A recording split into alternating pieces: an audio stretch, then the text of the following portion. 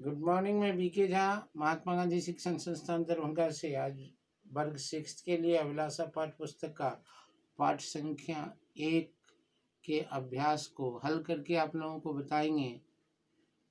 तो चलते हैं हम अभ्यास की तरफ। अभ्यास में पहला प्रश्न है, समानार्थी शब्द या पर्यायवाची शब्द किसे कहते हैं? तो समान अर्थ देने वाले शब्द को समानार्थी और पर्यायवाची कहते हैं। जैसे आदमी के लिए नर, मनुष्य, इंसान, बंदा इत्यादि शब्दों का हम प्रयोग करते हैं। दिए गए नीचे शब्दों में पर्यायवाची के साथ एक बेमेल शब्द दिया हुआ है जिसको अंडरलाइन करना है, तो उसी बेमेल शब्द को हम चुन करके अंडरलाइन करेंगे। तो धरती के लिए पर्याय दिया हुआ है भू, धरा, पृथ्वी, और नभ इसमें बेमेल है क्योंकि नभ का मतलब आकाश होता है। सागर के लिए रत्नाकर, उदधि, समुद्र, और मरुस्थल अलग शब्द है, मरुस्थल इसमें अंडरलाइन करेंगे। सूरज के लिए रवि, दिनकर, भास्कर, और शशि बेमेल है, शशि का मतलब चंद्रमा होता है, इसको हम अंडरलाइन करेंगे।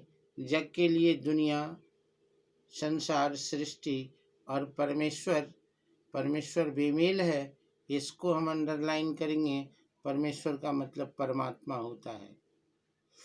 अब दूसरा क्वेश्चन है, इन शब्दों को शुद्ध रूप पर सही का निशान लगाइए। इंसान का सही वर्तनी हम कैसे लिखेंगे?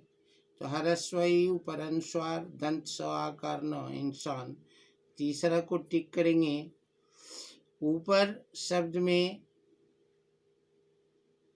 इसको ऊपर हरस्व ऊप छोटी र, इसको टिक करेंगे। मौसम में औकार दंत स म, मौसम को टिक करेंगे।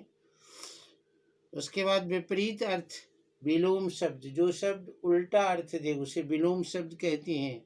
नीचे दिए गए विलोम शब्द को हम आरंभ का अंत लिखेंगे, बंदी का आजाद लिखेंगे, हरी भरी का मुरझाना लिखेंगे, और हरी भरी का सूखी लिखेंगे, और खिलना का मुरझाना लिखेंगे। एक बार फिर से, आरंभ का अंत, बंदी का आजाद, हरी भरी का मुरझाना, और खिलना का सूखी। फिर कविता से पद्यांश दिया हुआ है, उस पद्यांश के आधार पर हमको सही ऑप्शन का विकल्प को चुनना है। तो मंदिर, मस्जिद, गिरजाघर किसको बांट लिया है? तो हम टिक करेंगे भगवान को। उसके बाद मजबूर शब्द का अर्थ होता है विवश, विवश को टिक करेंगे। किसके न होने से संसार सोना हो जाएगा? प्यार के न होने से संसार सोना हो जाएगा। अब आते हैं लघु उत्तरीय प्रश्न पर। अति लघु उत्तरीय पर कविता के अनुसार अब तक किन चीजों का बंटवारा हो चुका है? तो हम लिखेंगे कविता के अनुसार अब तक जमीन, समंदर और भगवान का बंटवारा हो चुका है। कविता जब हम इसमें लिखेंगे तो लिखेंगे कि कविता के अनुसार अब तक धरती, सागर और भगवान का बंटवारा हो चुका है। किसकी मुस्कान को कोई रौंद नहीं पाएगा? तो लिखेंगे मौसम के मुस्कान को कोई रौंद नहीं पाएगा। लघु उत्तरीय प्रश्न में आएंगे। प्रश्न संख्या 6, हरी भरी धरती को कौन सी परिस्थितियां रेगिस्तान में बदल सकती है? तो हम लिखेंगे हरी भरी धरती को घृणास्पद परिस्थितियां रेगिस्तान में बदल सकती है। उजाले को बंदी बनाने से क्या अर्थ है? तो लिखेंगे उत्तर, उजाले को बंदी बनाने का अर्थ सुख रूपी प्रकाश को समाज के सीमित लोगों द्वारा उपभोग करने से है। अब दीर्घोत्तरीय क्वेश्चन में आएंगे। दीर्घोत्तरीय क्वेश्चन है, यह कविता हमें क्या संदेश देती है?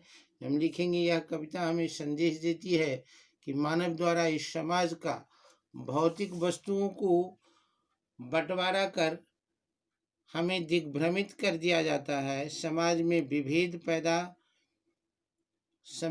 विभेद पैदा कर समानता का अधिकार नहीं पाने दिया जाता है।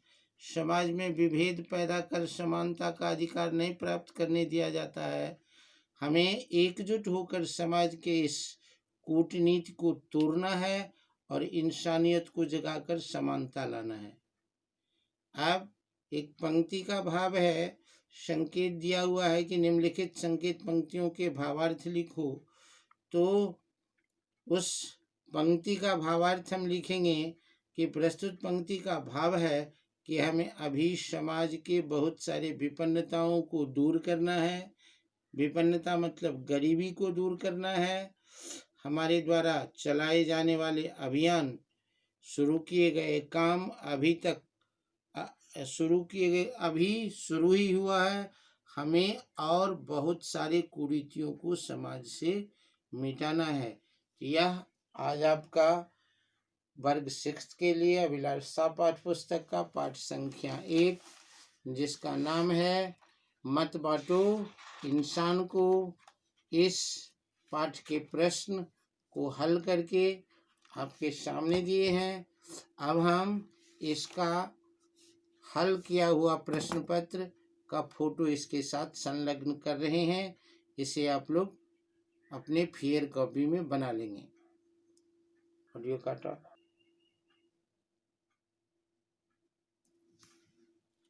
और पेज है।